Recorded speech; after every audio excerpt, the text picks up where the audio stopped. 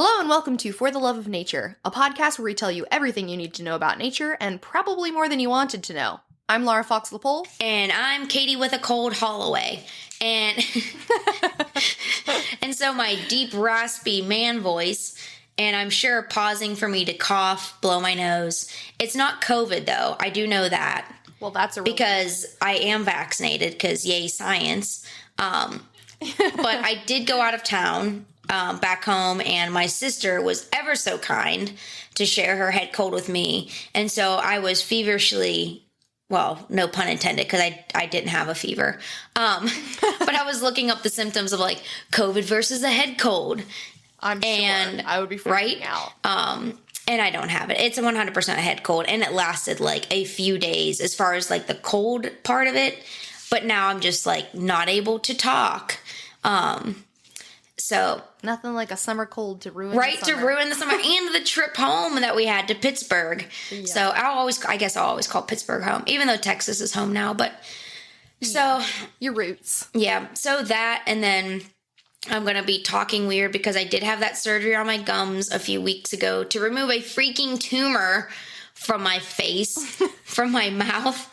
So I'm just falling apart left and right here. That's true. Okay, I am too, but it's a completely different reasons. My body's just being destroyed from the inside. From the inside out, yeah. Growing in there. From the parasite, from your tiny, cute parasite.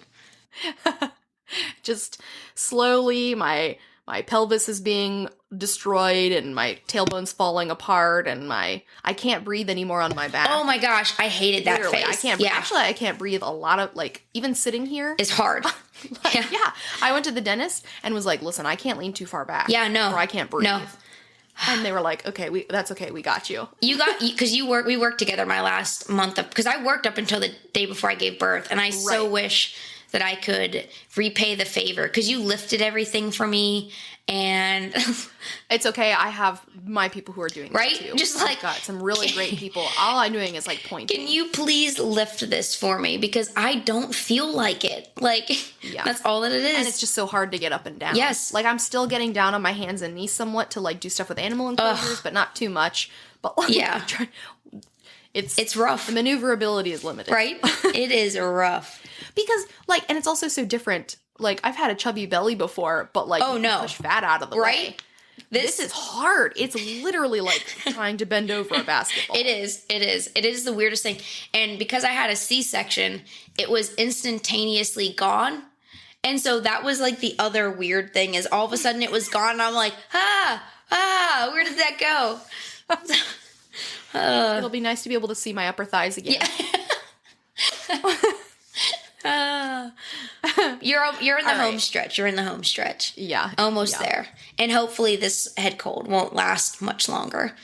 So yeah, I'm sure colds usually are pretty you might have a lingering cough forever. Ugh, gosh. That's what it seems like with colds. Right? But just feel like I'm dying, and this raspy man voice will hang around, hopefully not much longer. Well, I didn't say what we're going to talk about today. So today we're going to be talking about that throughout history, scientists thought that they had various things figured out how nature worked and different theories, but only to find out that they were so incredibly wrong later. So wrong. So this is another one that I was excited about it because we, through other episodes that we've done research for, we've come across various things. Like we talked about spontaneous generation at one point. Yeah. Like with, like where do fruit fly? Like, why don't they just come out? Things like that. Yeah. So this one, Discord, not true. Yeah, and this one I was looking forward to it. But yeah, I don't know. I thought it was interesting. I had a lot of fun doing the research for it. I did too, because and for me, the ones that I chose, I think you can totally see where they were coming from. Because in theory, it makes sense until you are like, oh, right, now we have microscopes. Yep. Or like, stuff like that. Science. Other than that. I will say, though, I have two to discuss today. My first one is old, but then my second one wasn't debunked until about 2013. That's awesome. Yeah. So mine are both old. So very recent. So cool. All right. Well, we'll skip nature news because I'm a ticking time bomb for how long I can talk. So we can skip. And this is a weird, entertaining kind of news-ish maybe for some of you. Yeah, true. Very true. Especially my second one. Because, again, that's fairly recent. Right, pretty recent. Yeah. All right, well, do you want to go first? Because Kim, whenever Kim was reading our script, she had a mini heart attack because your first one and my first one are two totally different terms, but are basically, mine is a subset of yours. And so she had a heart attack because she thought she just approved, because she approved it, and so I wrote it, and then she was like, oh, and I had already written mine. Right? Yeah. So we're good. Thank you, Kim. We appreciate everything you do. We will make this work. Yes. So go ahead and you start, and then I will... You'll fill in the details. Yeah.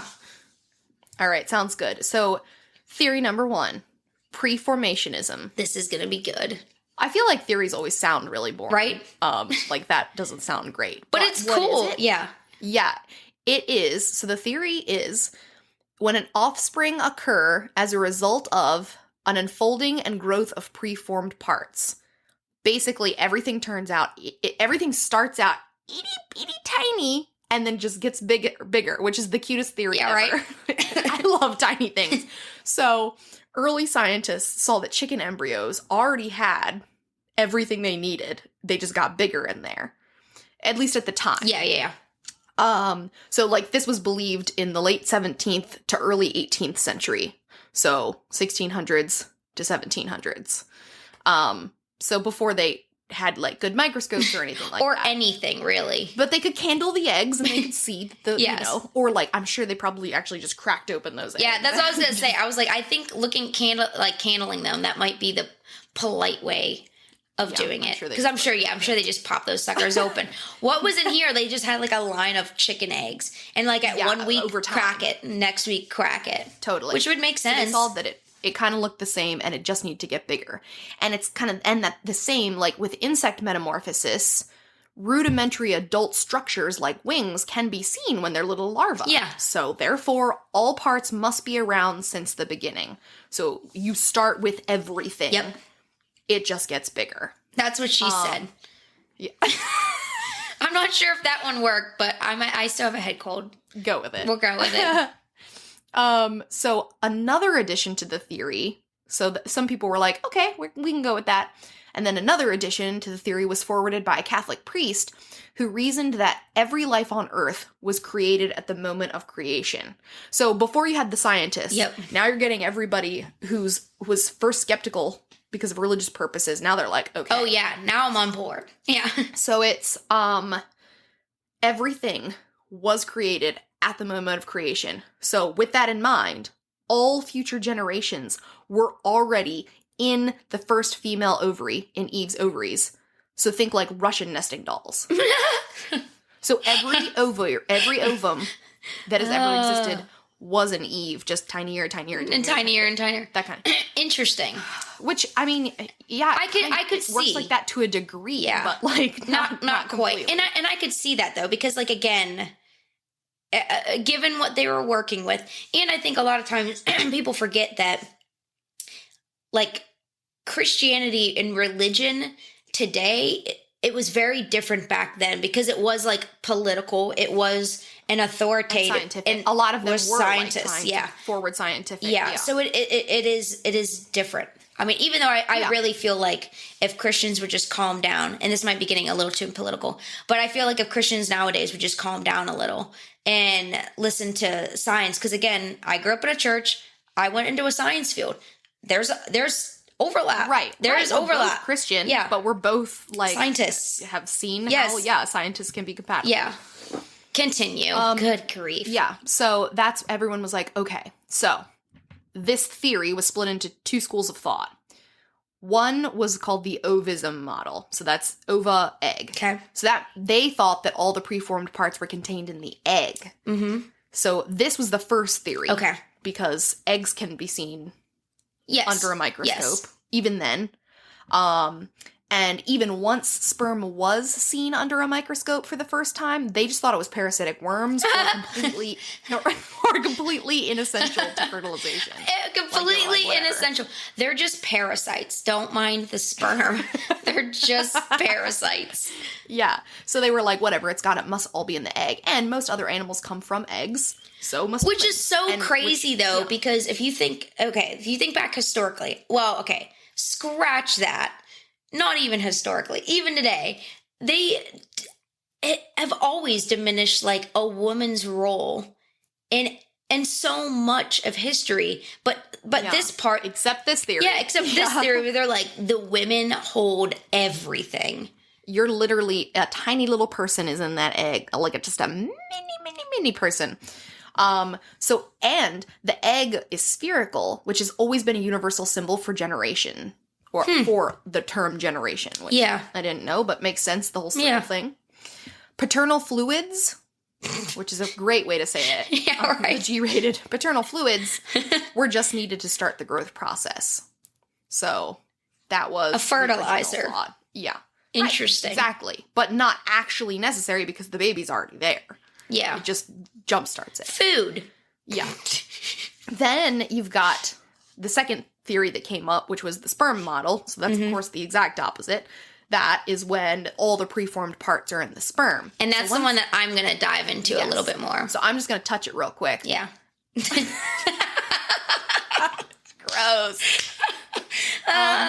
So once scientists could see sperm under magnification, they saw them moving around in semen and labeled them as I can never say this. I don't know why. Animalcules. So instead of molecule, you've got the word molecules. These are animalcules, which means like animalistic organisms. Yes. So they were like, okay, these are obviously alive. Well, first they thought they were worms, and then they're like, okay, maybe not parasitic worms. Maybe there's just a baby in there. Yeah. And it's so funny because some thought that sperm seemed like the perfect vehicles for little humans, aka homunculi. Yep, which is what I'm going to talk about. Yep, and that a teeny tiny person was controlling the movements of the sperm, which I'm loving the image. It's an amazing image because I picture a go-kart. Like, totally, I picture pedal to the metal go-kart racing. You're trying as to get fast as you can. The first little sperm there. I'm going to live. Yeah. And then that theory was really backed up because when there's a famous drawing. I'll talk about those. Okay. Yeah. So people were like, "Oh, it's been seen. Like they're in there." Yes. The tiny go-kart racers have been seen. They were seen. Yeah. So this entire theory has roots in what's called Descartes philosophy, which Rene Descartes was a philosopher, and his entire philosophy was based on the fact that nature is a machine.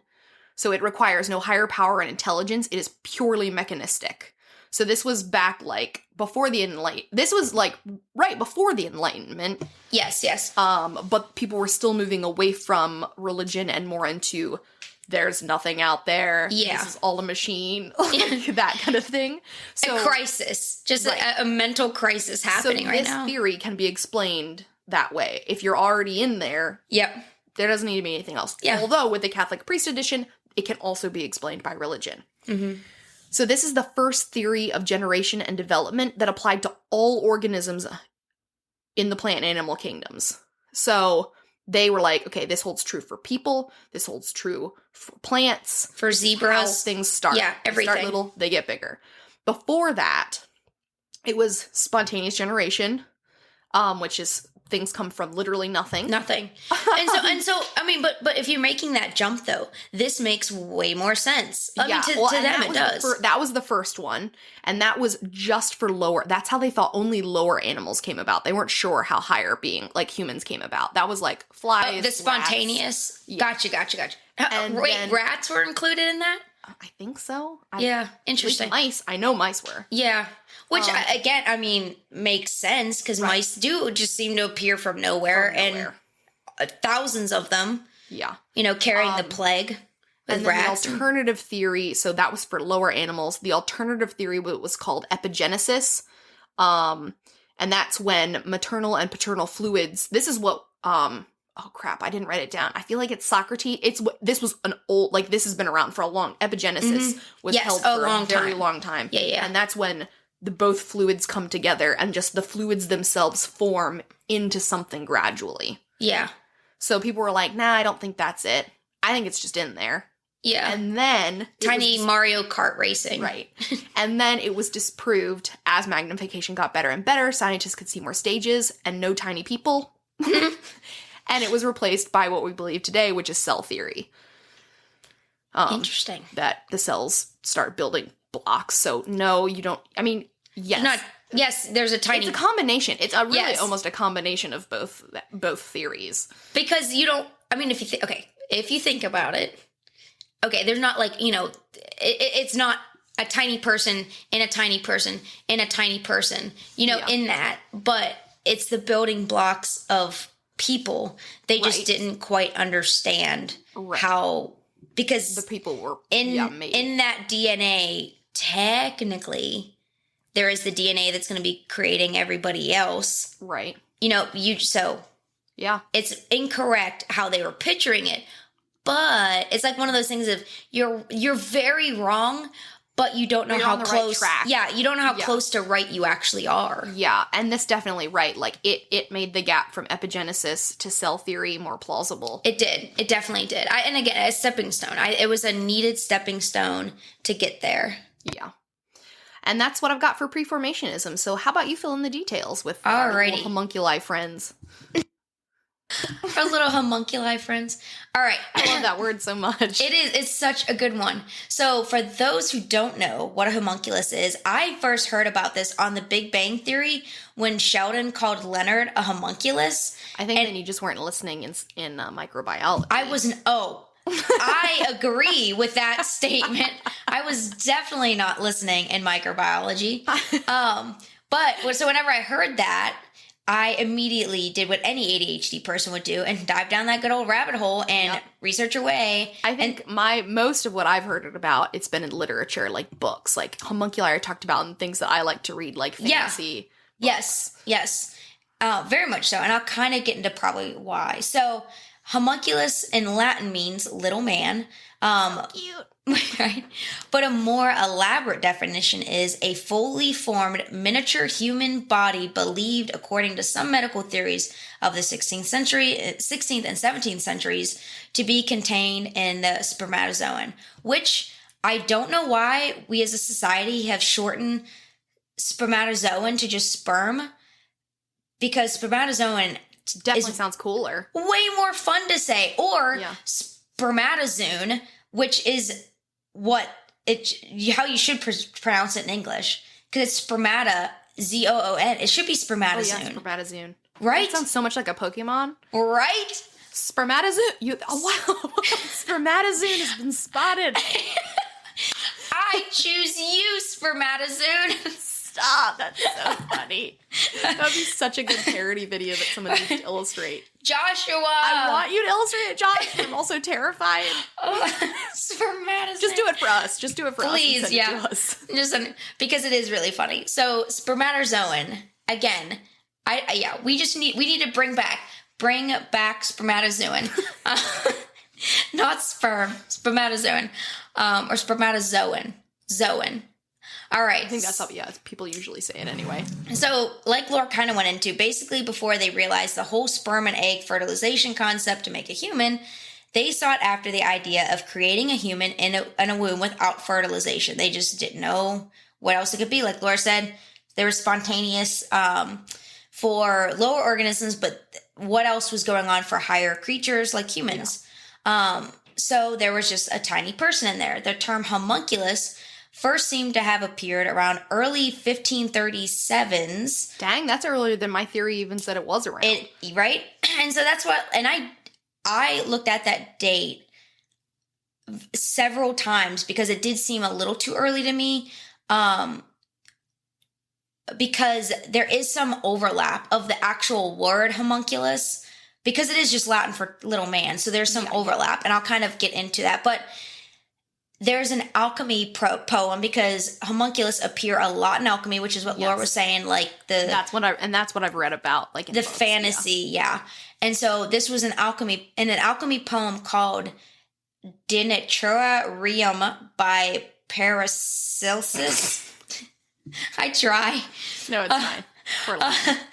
Alchemy was practiced in the Middle Ages and was a mixture of philosophy and chemistry, which is such a weird mix. Is so fascinating. It is fascinating. So that was the first time that it was mentioned.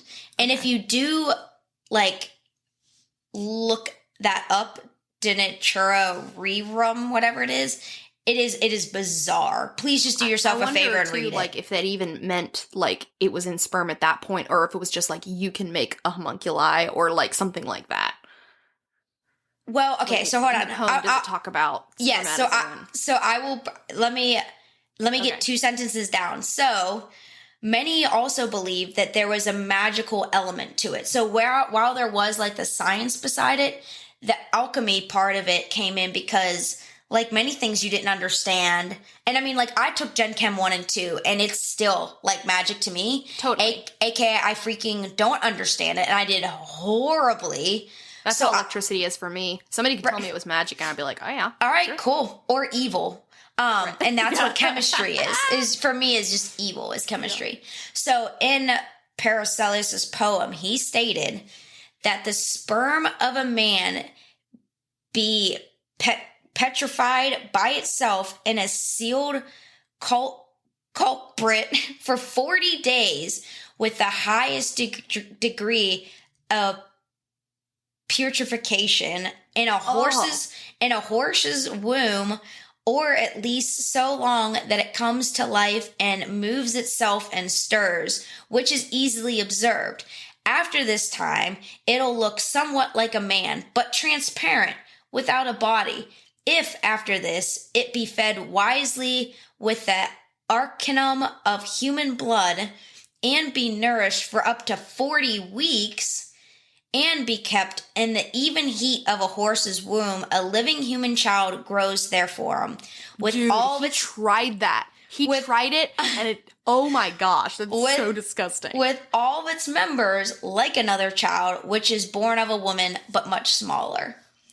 So, there's so much to unpack in that statement, but basically, it's just weird. Yeah, like, he stuck a fetus in a horse's womb, and it worked, but not well at all. Yeah, right? I can't believe it worked at all. I have so many questions, and I try to do... Too. Because he's also talking about putrefaction, which is rotting. So, like, was it even a lot? I'm so confused. That's what I'm saying. I have so many questions, but there wasn't... I tried to do some extra research on just this, and because it was so long ago. Like, he wrote it was published, and then everybody was like, homunculus? Like, what is this thing? But... oh, man, yeah. Definitely makes me want to go down that rabbit hole. I need to know some answers about that Join me in the rabbit hole. It's a fun place to be. So basically he was saying you can have a fully tiny human grown in a horse's womb, and they totally underrated all the capabilities of a woman's womb outside, of the one time a month where the womb attempts to murder us. But a homunculus has always been the attempt of people trying to explain how humans can be made, but clearly it had nothing to do with the superpowers of the uterus, because they're like, oh yeah, it can just be made in a horse's womb. And like, it didn't matter what womb. Like, it can be in a horse's womb. So, yeah. So where yours was like, with the ovaries, was like, women are amazing. There was still like this school of thought of like, we don't need women. The ovism and the sperm. Yeah. Yeah, we don't need women. One. Right? Ugh, goodness, freaking people. So, the idea of a homunculus also has origins within folklore. If you haven't listened to our plant folklore episode, please do so now. But we'll just keep plugging it every time I can. But within folklore, homunculus were simply extremely tiny, from what it sounds like, creepy people. Some examples from past literature that I found, this was word for word. Then came a yelling, a crashing among the branches, and a little pink homunculus rushed by us shrieking. And that was from The Island of Dr. Moreau. That's a terrifying book. By Wells H.G. And then another example. The guy who wrote 20,000 Leagues Under the Sea. Yeah. So then another one was... no, that was Jules Verne. I'm so sorry. Oh, yeah, Jules Verne is... Is it War of the World? Okay, no, keep going. All those, yeah, it's like those old weird ones, like H.P. Lovecraft kind of like niche. Wells. I'm so like, wow. The literature part of me is like, we're recording this in the morning. Normally, Laura and I record these in the evenings. I am a morning person. War of the Worlds, Invisible Man, and the Time Machine. And the Island of Dr. Moreau. Yeah, so definitely some old ones. And then there was another one that talks about homunculus as just like tiny humans. And it says, wounds of an arrow of introducing this pudgy homunculus into art. And that's from the Devil's Dictionary by Ambrose Bierce. Dude, I want to read that book too. Yeah. So there are like a mixture of homunculus, just like, again, from the Latin phrase little people. But then it also went into like alchemy, where they were clearly trying some freaky stuff into science. Of just like this theory of like tiny people. So it definitely branched into a lot of other things, this theory. Yeah, so it wasn't just a scientific theory for reproduction. Yes. But also And so though, even though there were a variety of meanings behind the word homunculus, the term has actually hung on over time. The homunculus is commonly used today in scientific disciplines such as psychology as a teaching or memory tool to describe the distorted scale model of a human to reflect the relative like spaced human body parts that occupy on like the somatosensory cortex, which is like, so it's called the sensory homunculus in psychology, and the motor cortex, which is called the motor homunculus. So if you Google a picture of this, so somatosensory cortex, or if you just Google sensory homunculus or motor homunculus, you'll often see it as like a picture of a piece of your brain sliced in half, and then other parts of your body written like along the outside. And so, like almost how they would map a tongue. Or exactly. That. So these areas where various, body parts are written correspond to the section of the brain of which it's controlled. So you'll see like miniature human statues called homunculus, which is what you were talking about, in which the size of the body parts correspond to the amount of nerves in the brain. For example, the sensory nerves arriving from the hands are like registered as large areas in the brain. So like the statue will have like the hands of homunculus are being like huge hands. Cool. In contrast, the nerves emanating from like the torso or arms do cover a much smaller area because we don't have a ton of nerves in our arms and therefore appear very small. And as you can are ginormous. What? Your lips are probably ginormous. Like your face is probably ginormous. And since the image, is based off of a tiny statue, is based off of a man, he's well gifted, we could say. There would be a lot of sensory nerves, I'm sure. But not as gifted as you would think. Because I remember like the amount of sensory nerves that actually correspond to the brain are not just ones that they all seem like they do. Okay. So yeah, I'm winking. So for those of you who can't see, but look it up. It is interesting. If you look up like psychology homunculus, like it's like this distorted little man, but it does give you like a good concept of, okay, here's the part of your brain. And then the image that they've recreated gives you like you said, like the lips would be really big, has really big hands. And so it's a nice concept of, okay, sensory wise. Yeah. This is what's controlled. That's a really cool way to show it. My picture was more, it's from the guy who the original drawing? Sperm. Yeah. Oh, okay. I did see that one. A drawing of a sperm with a tiny little person in it that he swore he saw. Remind me, we'll share that one to Instagram whenever we post this.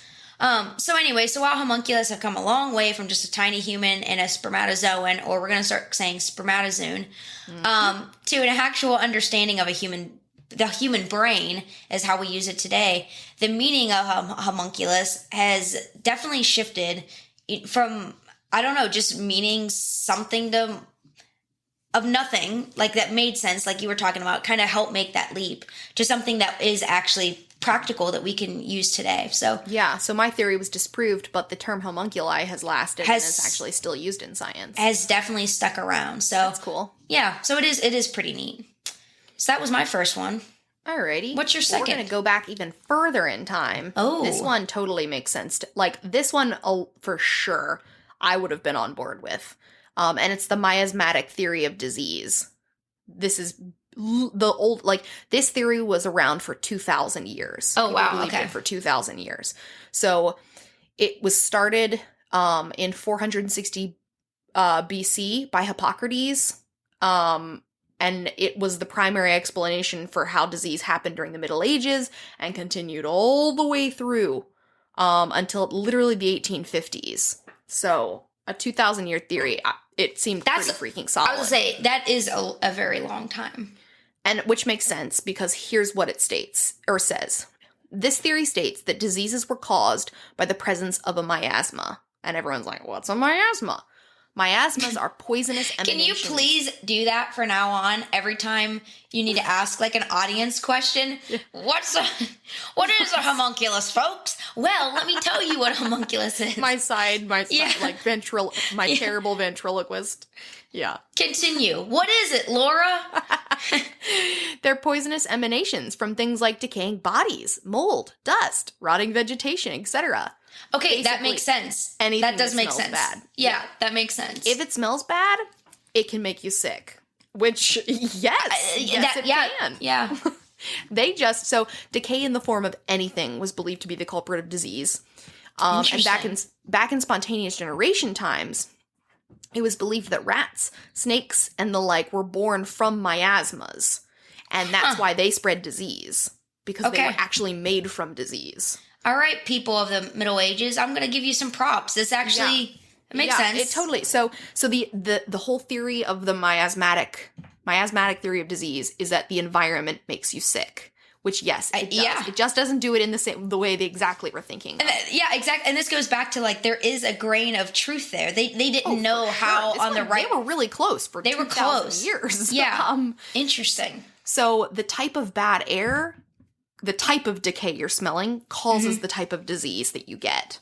So do you have some examples? Because I'd be if you have would they freak out if there was a rotting orange on their countertop? Yeah, I don't know. You know what I mean? Rotting vegetation was included, but I'm sure they thought decaying bodies were what was going to give you plague or cholera, Yeah, let's not hang out around rotting bodies anyway. This is what it took to keep people from hanging out. Yeah. Around rotting bodies, I'll take it. Yeah. So, if you could avoid putrid air, you don't get sick.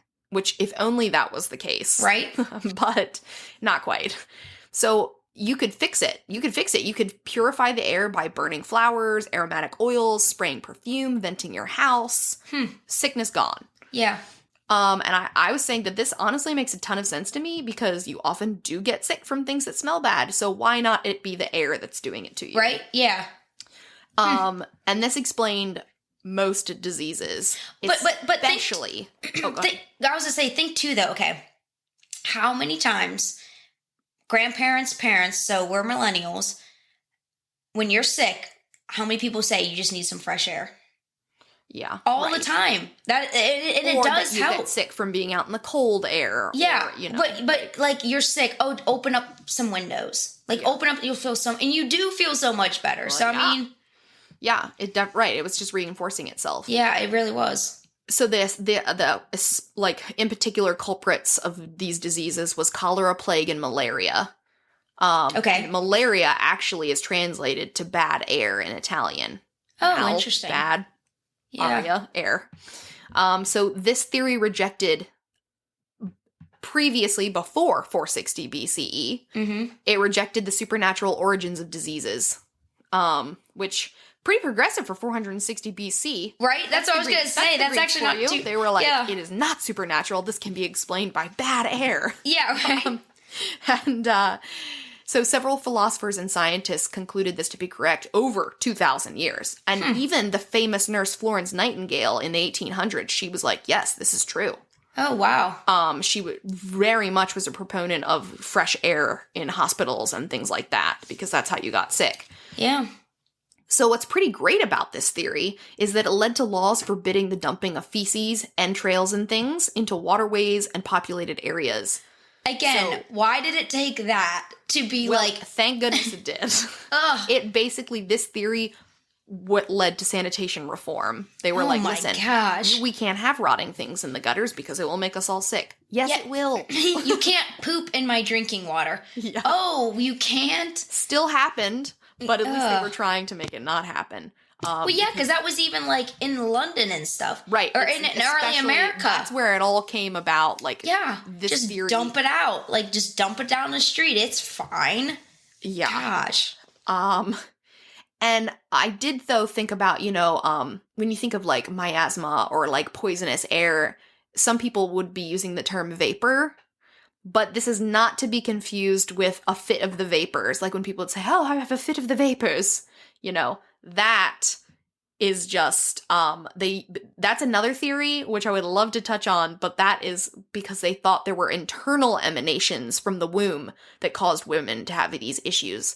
I was going to say, we need to figure out a way to bring that one back. An episode to bring that back. So good. A fit of the vapors. A fit of the vapors. About just what we talk about is all the things that they just thought that your uterus was causing you to be crazy because of gases it released or something. Gross. I mean, to be fair, I reiterate my statement that once a month our uterus tries to kill us, and I mean, you do go like a little it's just nuts. So fun. Like that people would just be like, whatever, she's having a fit of the vapors. A fit of the vapors. She's probably just having like a normal reaction to like something that shouldn't be happening. Men once again being like, oh, it's a woman's thing. No, it's logic. Yes. Yeah. But it does try to kill us. And I wish, besides like all those amazing like TENS units that guys have been wearing, like the birth simulators. Yeah. And that women just stand there and like take it and guys are dying. I wish there was just, if a guy could experience just Aunt Flo's visit once a month, just one time. Like a 1 year trial even would be interesting. I don't even think it would take men a year. I think it would take them one maybe 2 months, because 1 month and then to be like, oh, this is horrible, and then enough time to forget about it for it to like hurry up and come again, and then be like, and it not just be like the pain, but it also be like the hormone, yes, like, everything, the crazy feelings, yes, everything. We'll figure this out, Laura. Give men periods. Yeah. So finally, this theory was disproved after around 2,000 years, and it was because we could finally see bacteria under a microscope. But again, it's always crazy to me, like, we couldn't even see that stuff until the 1850s. Yeah. Which is recent. And that's what people, like, the advancements that we have made in the last couple hundred times. Is nuts. Yeah. So, and this whole thing, people started really questioning it because there was a giant cholera outbreak in Britain in the 1850s. Mm-hmm. And they were trying to do everything to get rid of the air. People were covering their noses and all kinds of stuff, but you were still getting sick because you're still drinking water with poop in it. Yeah, right. Shocker. Yeah, they had no idea. Yeah. So this theory, it went straight from supernatural to germ theory. So germ theory, it went straight into that. And honestly, germ theory is, yes, rotting things make you sick. But it just doesn't have to do necessarily with breathing them in. Yes. It has to have contact. Yeah. So again, it's like a necessary step that needed to be had in science, because there's no way they would have went from nothingness to germ theory. There's just no way. Curse to, there's little tiny things that live in us and make us sick. Yeah. So a necessary that's step. Just as crazy sounding as... I mean, I'm sure when germ theory first came out, everyone was like, okay, sure. Right? That's no different than homunculi. Yeah, right. Tiny little humans, yeah. Little tiny things that get in you and make you sick. Yeah, man. Was that it? Yep, and that is the miasmatic theory of disease. That was an interesting one. I like that one. So I'm going to then take still stay in the medical realm of things. Okay. I finished with some psychology, and I'm going to pick up with psychology. It's still nature, but this one is actually only disproven, like I said, fairly recently, in 2013. So very, very recent. And maybe some of our listeners have heard this, because I know I've heard it since then. And it's the belief that we only use 10% of our brains. Oh, I think I have heard recently that this is like, yeah, no. Not anymore. It's like at a time or something, but not like overall. So, as you can imagine, people have been fascinated with our brains for centuries, for obvious reasons. So, dating back to 335 BC, the Greek philosopher Aristotle thought that our brains were only used as a radiator to keep our hearts from overheating. That is a crazy theory. Right? It sounds super silly now, but I mean, back in the day, so many different cultures believed that the heart controlled everything. Oh, yeah. Right. And yes, that does make sense. It's that just makes sense. The radiator part that's the weird part. Yeah, it's the radiator for There's our all hearts. that coolant in there, making sure that, like, why would it be up there? Because your heart is working so hard and pumping. Yeah. It's got to keep it cool. But again, like what you perceive as feeling with your heart is such a strong sensation in your chest. Yeah. It's not crazy. Like, that does make sense. Oh, so, yeah, no, right, because you definitely physically feel things. It. Yeah. So it was in 170 BC that Roman physician Galen, I guess it's like Galen, however, first suggested that the brain had more power, but the heart belief went long after he was gone. Yeah. So he was like the first guy to kind of say it, still kept going on. So in the 16th century, Belgian anatomist, anatomist, thank you, Andrus, I have a head cold. It's fine, I got you. Andrus Vesalius first drew the nervous system, which is pretty impressive. And then... Yeah, because, you know how he was doing that? Dead bodies. ripping them apart. Yeah. Probably very frowned upon. Maybe doing it illegally. Right? Which, if you haven't... What was the episode where we talked about the research? Crazy nature research? With my butt guy. The butt shocking. Yeah. No, I was thinking Please go back and listen to those episodes. It's one of the very first Crazy ones. Crazy research, I think it was. Nature research? Or was it Crazy Researchers? Crazy Researchers. That's what it was. Please go back and listen to that one, the Crazy Researchers one, if you haven't. Because, it interesting, the stuff they used to do. So that was in the 16th century. And then in 1791, Italian Luigi Galvani figured out that electricity first fired nerves. Yeah, right? And then it took an even jump. So that was in 1791. A bunch of stuff happened. But in 1932, Sir Charles Sheridan and Edgar Adrian won the Nobel Prize for proposing the concept of synapses, which are the junctions between neurons, which advanced the common understanding of the central nervous system like light years beyond. Yeah. And so that was in 1932. Finally, in 1963, winning a Nobel Prize, I don't know why I put Peace Prize, Alan Hodgkin, Andrew Huxley, and Australian Sir John Euclid showed how neurons communicate via electrical and chemical signaling. Okay. So I just wanted to give you a brief overview to show how really it wasn't until the 60s. We don't know anything about our brains. We had no idea that we had no grasp of its capabilities. Well, right. Plus, because there was no imaging. How would you know if you can't see? Yeah, right? So, continuing on this, what is the brain? Because again, I still feel like people just don't quite grasp it. Oh, yeah. So the brain primarily consists of three parts. The cerebrum, which is the large part in our noggin that most people... wrinkles? Yeah, which most people think of whenever you say brain. There's the brain stem, which of course goes down your spine, and the cerebellum, which is at the base of the back of your skull where your neck meets your brain, of what you typically think of your brain. So your brain, of course, controls most of the activities of the body, processing, integrating and coordinating the information it receives from sense organs, and making decisions as to the instructions sent to the rest of the body. The brain, as I said earlier in the history section, is made up of neurons along with a bunch of other stuff, and our actions are a result of our brain interpreting those firings and taking action, which to me is still literally mind-blowing. Yeah, I can't think about it too much because it's too meta. It is. You're thinking about your brain, which is doing the thinking about your brain. It's like too much. Because it's about the universe. It's chemicals and neural firings that are allowing us to have like philosophical emotions. is nuts. Okay. Yeah, it's creepy. I don't like to think about it. No. So where does the 10% come from if this 3-pound, 3-part organ is just floating around in our heads? So it has to do with white and gray matter of our brains. When did they first pose that this was a thing, the 10%? It's, okay, I do go into that. Okay. So the cortex, or the surface of the cerebrum, again, the large part of the, what I call, what you think of whenever you say brain. The wrinkles. The wrinkly part is made up of nerve cell bodies colored gray-brown, giving it its name, gray matter. And beneath the cortex are long nerve fibers that connect brain areas to one another called white matter.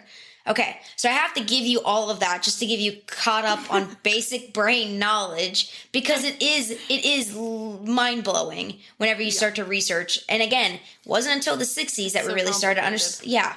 So let's look at what led to the discovery of using only 10%. So some believe that due to the complexities in our brain, it's no wonder how we wouldn't truly use all of it. And it may have started in Dale Carnegie's 1936 book, How to Win Friends and Influence People. Okay. Which is so random that it would be that book.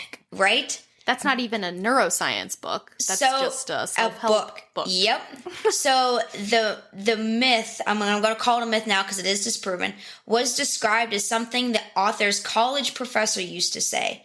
Now, if you've taken any leadership classes, workshop, or anything, this book is freaking still mentioned if your teacher is over the age of 55.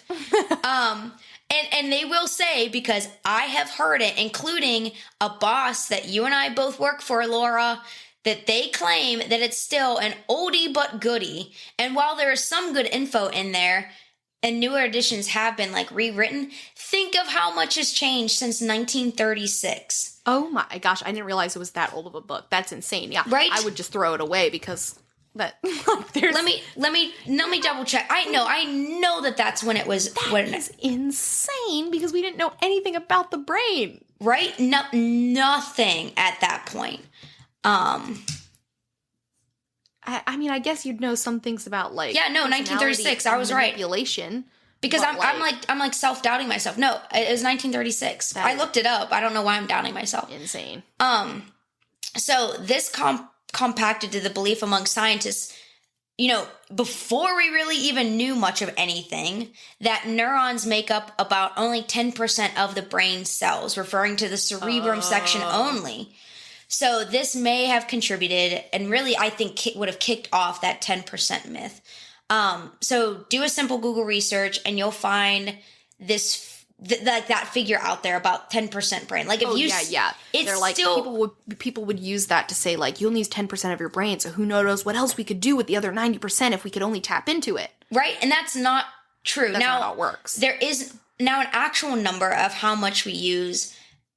We don't necessarily know. We do know how we know this. I don't even know, but we do know that there's approximately 86 billion neurons in your brain, which is, again, what the heck? That's if you've never had an alcoholic drink. Right. True. This podcast is killing my brain cells. No, again, it's early, people. I have had nothing to drink and my throat, I'm still sick. 10:30 a.m. on a Sunday. It's 9:30 my time, and my liver is still recovering from seeing family in Pittsburgh anyway. But the percentage of what neurons are aware is somewhat blurry, but it's like trying to pin down the impossible because at any given time, we aren't firing all those neurons at once. As long as if you've ever seen any of those images of brains, your brain lights up when different things happen. Right? And I'm pretty sure, if we did all of a sudden use everything at once. That goes back to what you were saying before. Imagine what we could do.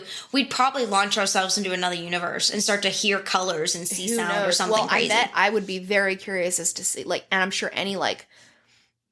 and I'd be curious as to whether, I don't know the answer to this. Yeah, whether autism, is that more lit because you're any kind of mental... I do know that because I have ADHD, there is a physical difference in my brain versus a neurotypical. Yes. There is a physical difference.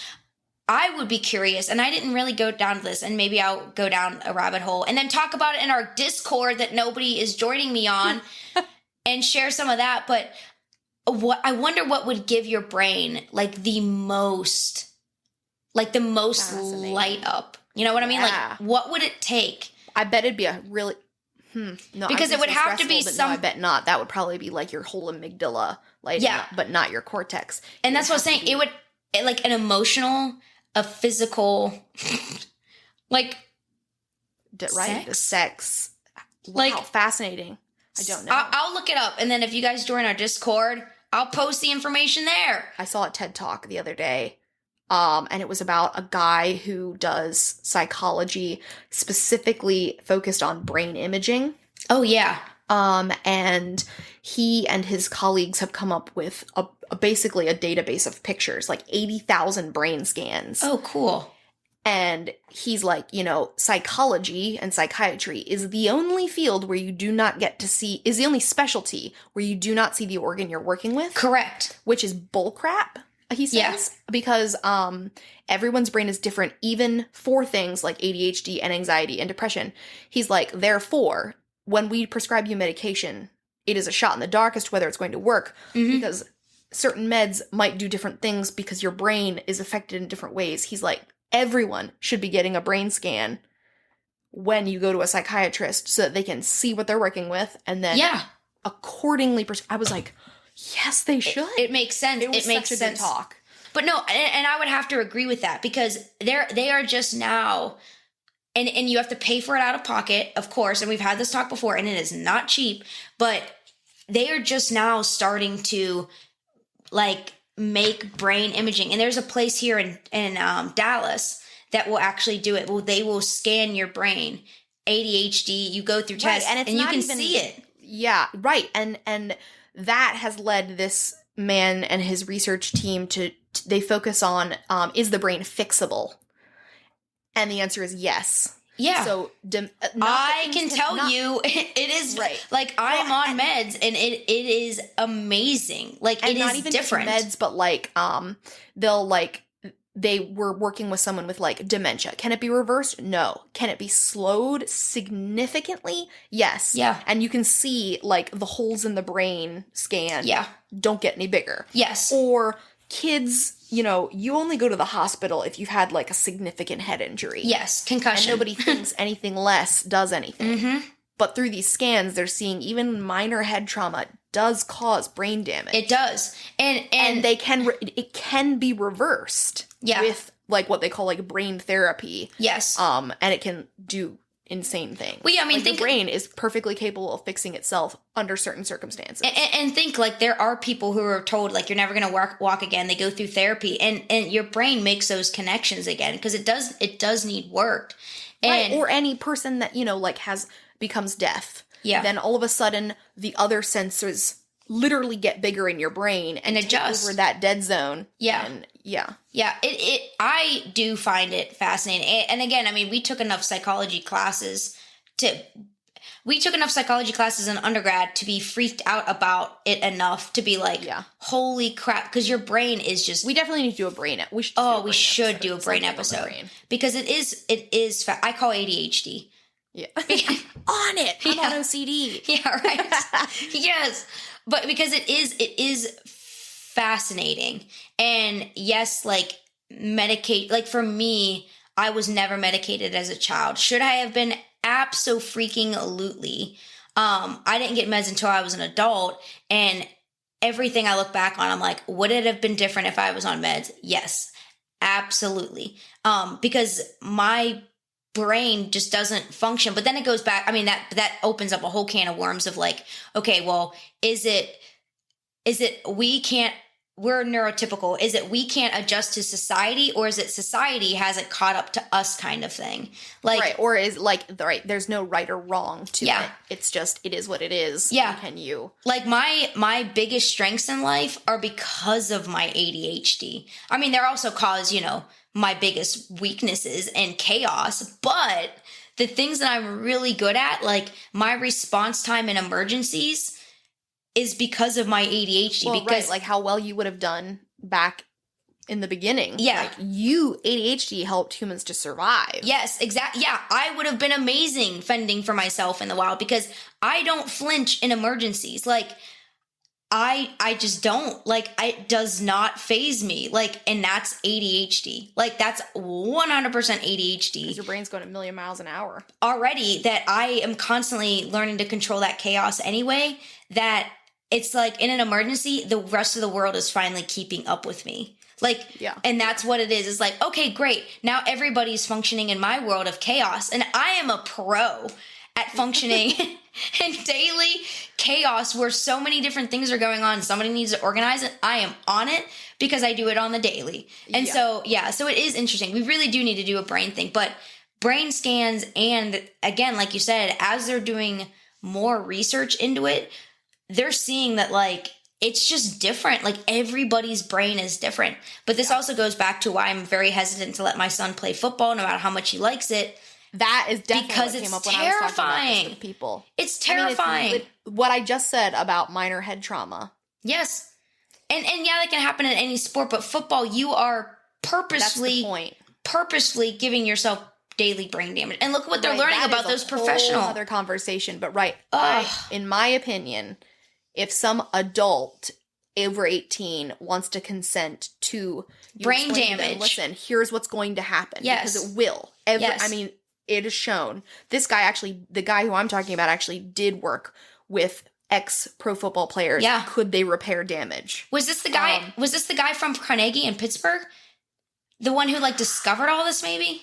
I don't know. He was an older guy, an older gentleman. I don't know how old this guy is now, but yeah, we'll look it up. We definitely need to do a brain episode, though, because it's one of the most fascinating things. You want to consent to that as an adult, but if you tell a middle or high schooler, hey, this is going to cause you brain damage, you feel invincible. Come on, man. Nobody, we are a whole generation that decided to get in a buttload of student loan debt because we thought it was going to be okay. Yeah. So no 14-year-old should be able to make the decision to damage their brain. Yeah. Because it just, in my opinion. I agree. I agree. And it is terrifying. As much as my son loves football, and I so wish I know the science enough to be like, ooh, this is sketchy. You can't slam your head that many times and it'd be okay. Yeah, no. So anyway, we'll definitely do a brain episode. But in conclusion, there is a small grain of truth to, that we only use 10% of our brains, besides it being quoted in a book from the 30s, for crying out loud. Yeah. Because you do only use mostly one section of your brain at a time, given what you're trying to, given what your body's trying to do overall. But overall, do we only use a small percentage of our brain? Nope, absolutely not. So something that we believed in, I would say most of our listeners are probably going to be maybe shocked by that, to be like, oh yeah, because again, you can Google it and people in posts talk about it all the time, and they still state it like it's fact, but it is not. It's not. Oh, all right, goodness. well, that was just about, we kept our listeners hopefully engaged for the full hour. Yeah. And if you haven't, hop on over to Discord. We're going to talk about more brain stuff. Alrighty, everyone. Yeah, so reach out, Discord. Go visit our Patreon. We are going to be uploading. This one we didn't do, but we have another one that we recorded, video-wise. And we're going to do at least one more this season and throw some other perks. So go visit Patreon, help us support us so we can keep bringing you live content, because Laura and I do like talking about all this craziness. And it helps us to be able to, like I said, bring on guests and just make things a lot more fun. Definitely. So, all right, we will talk to everybody next week. Talk to you next week.